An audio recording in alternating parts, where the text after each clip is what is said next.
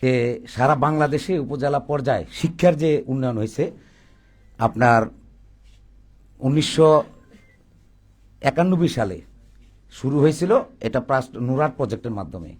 মাধ্যমিক শিক্ষা অফিস বেগম খালেদা জিয়ার নেতৃত্বে উনি বলছে যে মাধ্যমিক শিক্ষার মান উন্নয়ন করার লক্ষ্যে আমরা সারা বাংলাদেশে উপজেলা পর্যায়ে মাধ্যমিক শিক্ষা অফিস স্থাপন করব। সেটা সারা বাংলাদেশে আজকে দেখেন কত মানুষের চাকরি হয়েছে, শিক্ষার মান উন্নয়ন কত ঊর্ধ্বে চলে গেছে। আপনার সারা বাংলাদেশে 480টা উপজেলা নিয়ে উপজেলা মাধ্যমিক শিক্ষা অফিস সেট আপ হয়। আজকে যে এখানে প্রধান অতিথি আব্দুল হালিম স্যার লাস্ট স্বাক্ষরটা উনি করেছিলেন। হালিম স্যার আজকে উপস্থিত হয়নি, এখন আসবেন। হালিম স্যার আমার তখন মন্ত্রী পরিষদ সচিব ছিলেন।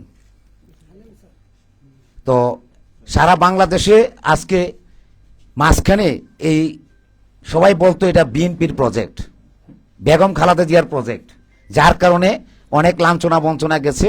যাই হোক, আমরা ওই দিকে না যাই। আমি শুধু এটা বলবো, সারা বাংলাদেশের প্রথম শ্রেণী কর্মকর্তা থেকে 20 গ্রেডের কর্মচারী পর্যন্ত অনেক লোক নিয়োগ পেয়ে আজকে তারা পরিবার পরিজন নিয়ে খুব সবাই সুখে শান্তিতে আছে।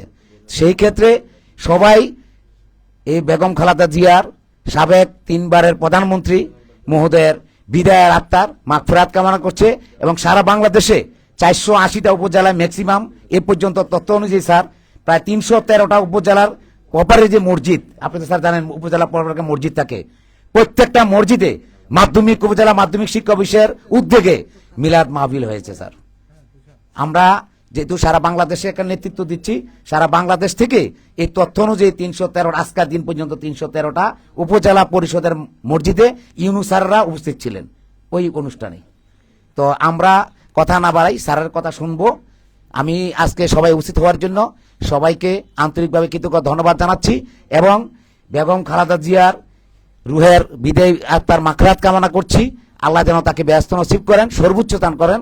এবং যার কোনো বিকল্প ছিল না, এখন এমন কোনো লোক নেই যে তার অসুস্থতায় তার জন্য দোয়া করে নাই।